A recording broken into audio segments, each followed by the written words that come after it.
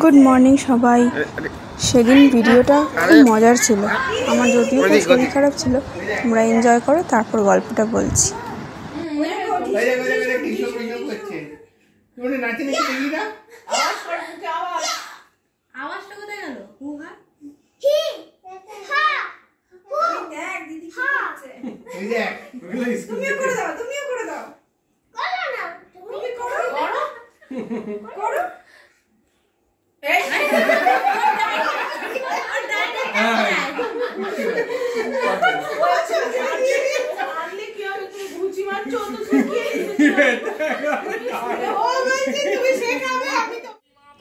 এখন যে ভিডিওটা দেখছো সেটা হচ্ছে আমার সরস্বতী পুজোয় হাতেখড়ি হলো।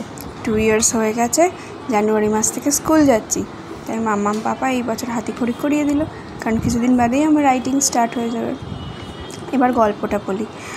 জানুয়ারি মাসে তো স্কুলে ভর্তি হয়েছি, কিন্তু জানুয়ারি, ফেব্রুয়ারি এবং অলমোস্ট মার্চের শুরুটা আমি খুব ভুগেছি। কফ অ্যান্ড কোল্ড, ইনফেকশন, জ্বর, মানে 2-3 দিন ঠিক থাকছি, আবার আসছে। ডক্টরকে তো দেখালো, একটা নয় 2-3টে ডক্টর দেখালো মাম্মাম পাপা, কিন্তু কিছুতেই জিনিসটা রিকভার হচ্ছে না। অ্যালোপ্যাথিও করলো, হোমিওপ্যাথিও করলো, কিন্তু সেদিনও আমার খুব শরীর খারাপ ছিল। যেদিন তোমরা ভিডিওটা দেখলে আমি দিদির সাথে মজা করছি, দিদি বোধহয় স্কুলে ক্যারেটে শিখছে, তাই আমাকে ক্যারেটের মুভসগুলো দেখাচ্ছিল, আর আমি অ্যাকশন বলতেই সোজা গিয়ে ঢিসুম। দারুণ মজা করছিল সবাই, বড়রা তো হেসে আর কুল পায় না। কিন্তু সেদিন আমি একটা নতুন ডক্টরকে সকালেই ভিজিট করে তার অ্যান্টিবায়োটিক খেয়েছিলাম, খেয়ে তারপর ইভিনিংয়ে মামার বাড়ি গেছিলাম। আর ওই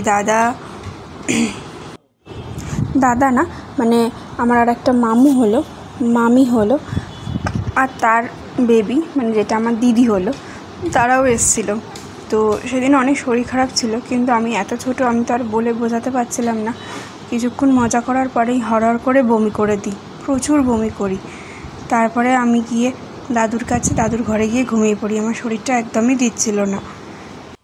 পরে মাম্মাম পাপা ডক্টরকে ফোন করে বুঝলো যে অ্যান্টিবায়োটিকের ডোজটা প্রচণ্ড হাই হয়ে গেছে, তাই ডক্টর বারণ করাতে সেটা আর দিল না। রিকভার করার জন্য অ্যান্টিবায়োটিক দরকার, অথচ অ্যান্টিবায়োটিক খেয়ে আমার পেটে কিছু থাকছিল না, পেট গুলিয়ে সমস্ত আমার বমি হয়ে যাচ্ছিলো, যাই খাচ্ছিলাম, ইভেন ওয়াটারও। এই 2-3 মাসে আমি প্রায় প্রতিটা মাসেই একটা করে অ্যান্টিবায়োটিক খেয়েছি, তাই পাপা আমার একদম অ্যান্টিবায়োটিক পছন্দ করে না, সেই জন্য অ্যান্টিবায়োটিক আর দিল না। চেষ্টা করলো যদি নর্মালি আমি আস্তে আস্তে সুস্থ হয়ে যাই। মার্চের শুরুর দিকে মোটামুটি আমি সুস্থ হয়ে গেছিলাম। এরই মধ্যে সরস্বতী পুজো ছিল, তাই হাতেখড়ি করতে নিয়ে গেছিলো। এটা আমাদের বাড়ি থেকে কিছুটা দূরেই একটা মন্দির আছে, সেইখানে যাওয়া হয়েছিল। অলরেডি আগে থেকে স্লেট আর চক কিনে রাখা হয়েছিল, আর তারপর গিয়ে ঠাকুরমশাইকে বলাতে উনি আমাদের হাতেখড়িটা করিয়ে দিল। আর সেদিনকে আমি স্কুলেও গেছিলাম, কিন্তু সেরকমভাবে কিছু ভিডিও করা হয়নি, ছবি তুলেছিলাম। পাপা আসলে সেদিন ব্যস্ত হয়ে পড়েছিল, এসির সার্ভিস করতে এসেছিলো, তাই নিয়ে অনেক লেট হয়ে যায়, অনেক দেরি করে পেরোই, যার ফলে সব জায়গায় পুজো হয়ে গেছিলো। শেষে আমরা মন্দিরে গিয়ে হাতেখড়ির রিচুয়ালসটা করি, আর সেইটা মাম্মা ভিডিও করছিল। হাতেখড়ির জন্য স্পেশালি এই পাঞ্জাবিটা মাম্মাম অনলাইনে কিনেছে, তখনও সক্স পরে, মানে হালকা হালকা ঠান্ডা রয়েছে। দেখো আমি কি সুন্দর চুপ করে বসে আছি। মাম্মাম বাবা বলেছে পুজো হচ্ছে, আর গড আমার ফেভারিট হচ্ছে শাম্বুর গান তো আমি সবসময় শুনি, তাই আমাকে যখন বলে দিয়েছে ঠাকুরের সামনে বসো, আমি চুপটি করে বসে ঠাকুরের পুজো দেখছি, আমাকে যা লেখাচ্ছে আমি তাই লিখছি, খুবই এনজয় করছিলাম। এখন আর আমি মাম্মাম পাপা বলি না, এখন মামাই বলি আর পাপাই বলি, নতুন নাম দিয়েছি মাম্মাম পাপার, মামাই অ্যান্ড পাপাই। বেশ ভালো রাইমিং হলো না? সেদিন মামাই খুব রেগেছিল, এত লেট হয়ে গেল পুজো করতে হবে বলে।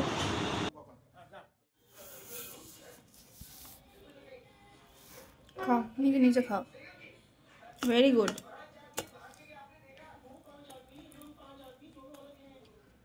টেস্টি লাগছে উত্তাপম।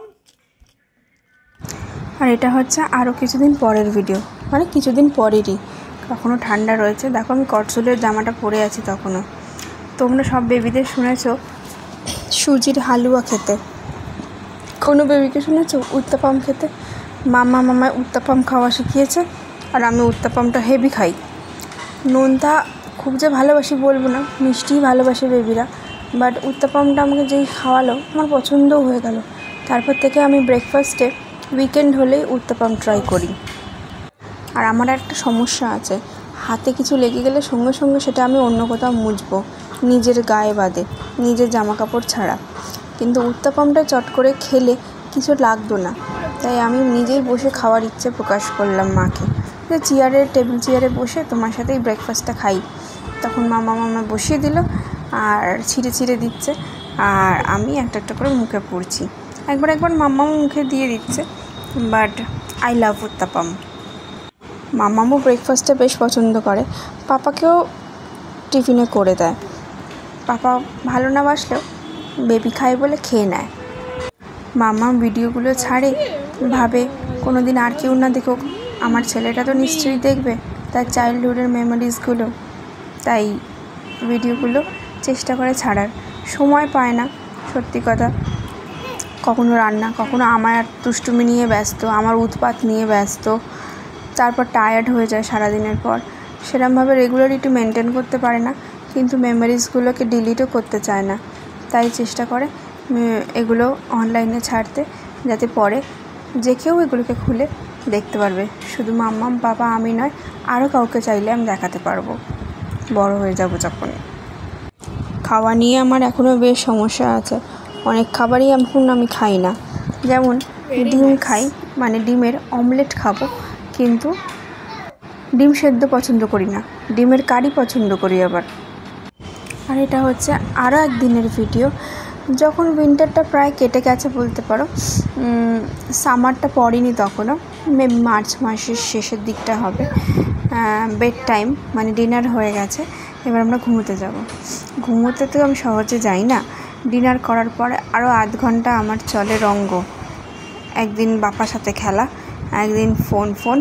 এখন আমি দাদুকে ফোন করছি, ফোনে কী বলছি সেটা আমিও জানি না, মাম্মা পাপা কিছুটা বুঝছে না, কিন্তু দেখছে যে আমি ফোন করছি, আচ্ছা রাখছি, এই কথাগুলো তো ভালোই শিখেছি। আমি যে মাম্মা পাপার যখন ফোন করে ভালো করে শুনি, সেগুলোকেই রিপিট টেলিকাস্ট করছি ফোনের মধ্যে, দাদুকেই ফোন করে বলছি। আর পায়চারি করছি, পাপা যেমন পায়চারি করে কথা বলে ফোনে, সেই রকমভাবেই পায়চারি করে কথা বলছি। আর দেখো দুজনে কিরম দুদিক দিয়ে আমাকে সেই বক্সিং রেঞ্জের মতো আমাকে গার্ড করে রেখেছে, যাতে আমি কোনো দিকে হেলে না পড়ি। আবার কথা বলতে ফোনটা রাখছি, আবার নিচ্ছি, জুড়ছি, কথা বলছি, আবার রেখে দিচ্ছি, লাস্টে আচ্ছা বলছি কিন্তু আবার। আর মাম্মাম তো পাশ থেকে বলেই যাচ্ছে, শুতে আয়, কখন ঘুম করবি, স্কুল আছে। তোমাদের কেমন লাগছে ভিডিওগুলো জানি না, বাট আমার তো নিজের ভিডিও বেশ ভালোই লাগছে। আশা করি কিছু ভিডিও নিশ্চয়ই ভালোই লাগবে। আবার একটা নতুন ভিডিও নিয়ে আবার একদিন আসবো, বেশ কিছুটা গ্যাপ দিয়ে দেবো হয়তো আবার। ততক্ষণ ভালো থেকো সবাই, বাই বাই, খুব তাড়াতাড়ি দেখা হবে।